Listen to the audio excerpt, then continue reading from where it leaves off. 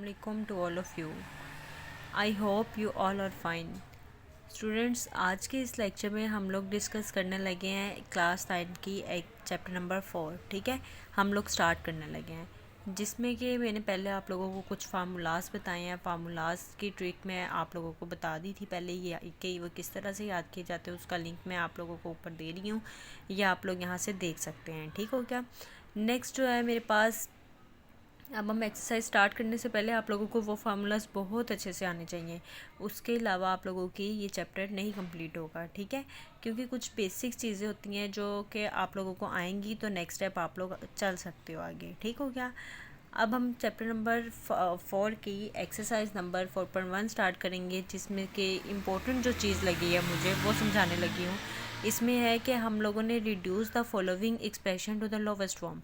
मतलब कि हमने इसको जितनी हो सके उतनी लोवेस्ट फॉर्म में क्वेश्चन को लेके आना है. ठीक है, अब फॉर एग्जांपल ये है 120x² y³ z5. ठीक हो गया. मतलब कि इसमें से जो चीज़ कटिंग हो रही है वो हमने करनी है. मतलब जितना हम इसको छोटा कर सकते हैं उतना हमने इसको छोटा लेके आना है. ये हमारे पास क्या हुआ, ये 0 0 से भी कटिंग हो सकता है. 3 1 ज़ा 3 3 4 ज़ा 12. तो मेरे पास क्या बचा 4. ठीक हो गया. नेक्स्ट जो है मेरे पास x हो गया. x के ऊपर 2 है, 2 की पावर नीचे जो 3 होगी, नीचे 3 है तो ऊपर जाके क्या हुई, यहाँ पे प्लस हो रही है, ऊपर जाके क्या हुई, नेगेटिव होगी, -3 होगी. ठीक है, 2 -3 लिख दिया. y3 -1 हो गया. z5 -2 हो गया. ठीक हो गया.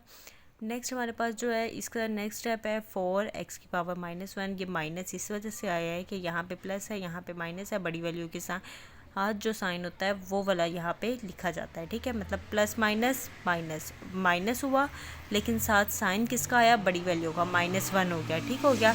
अब मेरे पास क्या है, y है 3 -1 हो गया, वो 2 हो गया. z है 5 -2 हो गया, 3 हो गया. ठीक है, अब जो मेरी ऊपर नेगेटिव में है ना, नेगेटिव वैल्यू तो हमेशा नीचे आती है. मतलब जो चीज़ हमारे ऊपर नेगेटिव में है उसको मैं नीचे लेके आऊँगी तो वो क्या हो जाएगी, वो पॉजिटिव में हो जाएगी. तो सेम एज इट इज़ ये स्टेप यहाँ पे होगा. ठीक है. नेक्स्ट जो हमारे पास इसी टाइप का क्वेश्चन है, जिसमें कि हमने सबसे पहले हमने उसमें से कटिंग वगैरह करनी है. कटिंग वगैरह करने के बाद अगर हमारा कोई फार्मूला ओपन होता है तो हमने उस फार्मूले को ओपन करना है. ठीक है, ये फार्मूला मैं आप लोगों को पहले समझा चुकी हूँ. जैसे कि x² -1 है, फॉर एग्जांपल a² -b² हो गया, तो वो हमारा क्या होता है, उसको एक दफ़ा हम प्लस में लिख देते हैं, एक दफ़ा माइनस में लिख देते हैं. ये यहाँ पे हमने वो काम किया है. ठीक है, अब मेरे पास कटिंग हुआ. कटिंग होने के बाद मेरे पास आया 4a divide by x - 1. Students, मेरे पास ये वाला क्वेश्चन है जिसमें से ये वाला फार्मूला ये आप लोगों की बुक में गिवन है फार्मूला. ठीक है, ये फार्मूला आप लोगों ने याद कर लेना अच्छे से.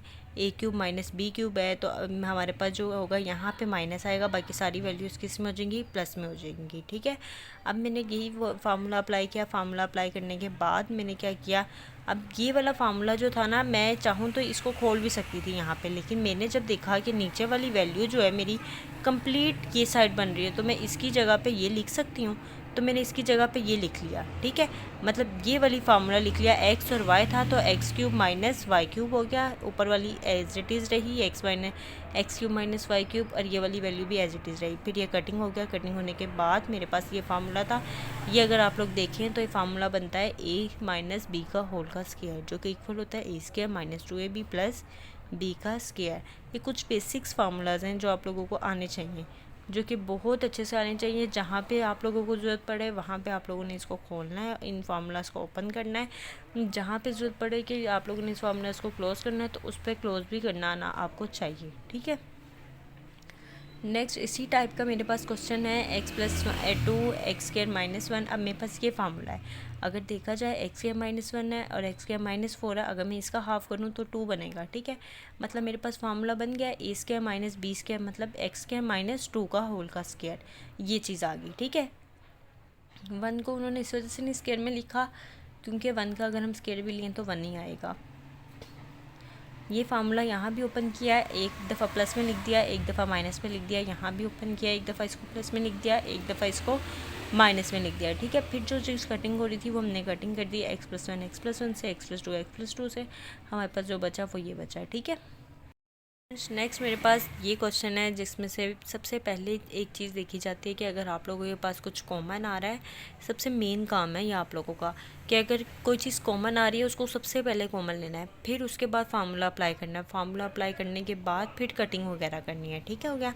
ये कुछ स्टेप्स होते हैं फैक्टराइजेशन को सॉल्व करने के या एक्सप्रेशन को लोएस्ट फॉर्म में लाने के, इनके ही कुछ स्टेप्स दिए जाते हैं। ठीक है, अब पहला स्टेप क्या होता है, कॉमन लाना है। कॉमन लेना है हमने, तो इसमें से हमारे पास क्या हो गया, 64x कॉमन आया हमारे पास। ठीक है, यहाँ पे हमारे पास क्या बचा, x की पावर 4, यहाँ पे हमारे पास -1 बचा। इन दोनों में से क्या कॉमन आया, 8 कॉमन आया, 8 आ गया, x² + 1 बचा। ठीक है, इन दोनों में से हमारे पास क्या आया, 2 कॉमन आया, x + 1 बचा। ठीक हो गया। अब मेरे पास सेकेंड स्टेप क्या था, कटिंग करना। कटिंग कैसे की जाती है, 8 को 8 से 64 हो गया। ठीक है, 2 1 से 2 2 4 से 8 हो गया, 4x बचा, ये 4x हो गया। ये अब मेरे पास वही बात होगी, फार्मूला ओपन हो रहा था, फार्मूला बन रहा था, मतलब इसका हमारे पास क्या बन रहा था, स्क्वायर का स्क्वायर बन रहा था ना। मतलब अगर मैं x² लूँ और फिर उसका स्क्वायर लूँ तो वो हमारे पास फार्मूला बन रहा था ये वाला। ठीक हो गया। अब ये फार्मूला बना है, इस फार्मूले को बनने से हमने क्या क्या हमारे पास आया है कि इसको एक दफ़ा प्लस में लिखा जाए और दूसरी दफ़ा इसको माइनस में लिखा जाए। ठीक है, नेक्स्ट मेरे पास क्या हुआ, ये x + 1 हो गया, ये x² + 1 हो गया, ये x + 1 हो गया। फिर हमारे पास जो चीज़ कटिंग हो रही थी उसको कटिंग किया, इसको एक स्टेप फर्दर हमने ओपन करना है। मतलब ये हमारे पास फिर एक दफ़ा प्लस में आएगा और एक दफ़ा माइनस में आएगा, ये चीज़ है। ठीक है, फिर हमारे पास कटिंग हुई, कटिंग होने के बाद हमारे पास जो बचा वो ये चीज़ है। नेक्स्ट हमारे पास है इवेलुएट। ये सबसे इजी स्टेप्स हैं जिनमें कि आप लोगों को एक क्वेश्चन गिवन होगा, क्वेश्चन के साथ वैल्यूज़ गिवन होगी, वो आप लोगों ने डायरेक्ट क्वेश्चन में पुट करनी है वैल्यूज़ और वहाँ पे आप लोगों का आंसर आ जाएगा। ठीक है, वैल्यूज़, लेकिन वैल्यूज़ ठीक पुट करनी आनी चाहिए आप लोगों को। अब जैसे x³ है तो ये -1 मैंने यहाँ पे लिखा, फिर क्यूब लिखा, मतलब y की जो वैल्यू है y की जगह पे लिखी, z की जो वैल्यू है z की जगह पे लिखी। उसके बाद अगर आप लोग एग्जैक्ट ऐसे ही कैलकुलेटर पे भी लिख सकते हैं, अगर ये चीज़ एग्जैक्ट लिखे तो ये आ जाएगा। ठीक है, मतलब 9 आंसर आ जाएगा। और अगर ये लिखें तो वो तो आप लोगों को पता है, इतनी इतनी सी बात कि मल्टीप्लाई तो करना आता है ना, तो आप लोग मल्टीप्लाई करके लिख सकते हो। छोटी छोटी भी बात पे कैलकुलेटर यूज़ नहीं करना आप लोगों ने। ये ज़रा कुछ स्टेप्स हैं जो आप लोगों को देखे जाते हैं कि आप लोगों की कोई गलती तो नहीं है, तो वो बेशक आप लोग करेक्ट करने के लिए अब कैलकुलेटर यूज़ कर लेना। 9 में से 8 के 1 आया, लेकिन ये माइनस आप लोग सोच रहे होंगे कहाँ से आया। ये माइनस जो है वो हमारे नीचे हमारे पास था 4 के साथ माइनस, तो ये ऊपर लिखो या नीचे लिखो वो हमारे पास बात एक ही है। ठीक हो गया स्टूडेंट्स। नेक्स्ट हमारे पास ये क्वेश्चन है जिसमें कि हमारे पास जो है हमें एलसीएम लेना आना चाहिए। इसके लिए बाज़ बच्चे होते हैं कि उन्हें एलसीएम नहीं लेना आता, लेकिन इसके लिए हमने एलसीएम लाजमी लेना। अब आप लोग सोच रहे होंगे कि एलसीएम किस तरह लेना है। एलसीएम हम लोगों ने लेना है कि अगर हमारी नीचे वाली वैल्यूज़ जो है ना वो आती है नीचे एलसीएम में। ठीक है, अगर वो सेम है तो वो सेम एक ही मतलब वैल्यू आएगी, एक ही दफ़ा में आएगी। अगर वो डिफरेंट है तो दोनों वैल्यूज़ नीचे एलसीएम में उतरेंगी। अब यहाँ पे देखा जाए तो सेम है, लेकिन इनके साइंस का डिफरेंस है। अगर आप लोग गौर से देखें तो यहाँ पे -3 है, यहाँ पे +3 है, ये अब कैसे सेम होंगे ये आप लोग सोच रहे होंगे। अब ये चीज़ जो है ना यहाँ पे आप लोगों ने देखना है कि मैं अगर मतलब माइनस कॉमन ले लेती हूँ तो मेरा इसके साथ माइनस आ जाएगा, इसके साथ प्लस आ जाएगा। इतनी सी बात तो आप लोगों को पता होगी।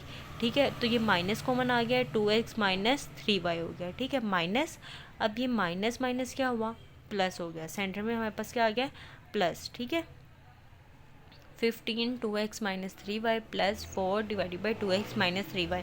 अब मैंने वही कहा था कि एलसीएम में अगर आप लोगों की दोनों वैल्यू सेम है तो आप लोगों ने एक दफ़ा लिखना है। 2x - 3y आ गया और ऊपर वाली वैल्यू जितनी भी होंगी वो आप लोगों ने एज इट इज़ लिख देनी है। ठीक है, मतलब 15 + 4 एज इट इज़ आ गया, 15 + 4 19 आ गया। ये सिर्फ इस वजह से ईजी स्टेप हुआ है क्योंकि दोनों के एलसीएम में सेम वैल्यूज़ थी, और सेम जब हो तो वो एक दफ़ा लिखा जाता है। थोड़ा डिफरेंट होता है जब दोनों वैल्यूज़ डिफरेंट हो। ठीक है, वो थोड़ा डिफ़िकल्ट होता है, वो इंशाल्लाह आप लोगों को आ जाएगा। नेक्स्ट वो मैं क्वेश्चन करवाती हूँ, फिर इंशाल्लाह आप लोग इजीली कर सकते हो।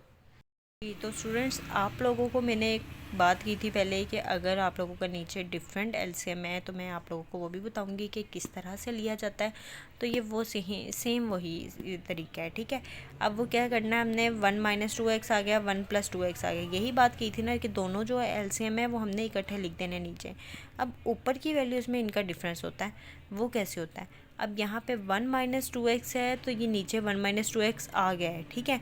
अब मेरे पास क्या हुआ, 1 माइनस 2x है तो मैंने ऊपर वाली वैल्यू को दूसरी वैल्यू से मल्टीप्लाई करवाना है 1 प्लस 2x से, ठीक है। समझ आ रही है बात की।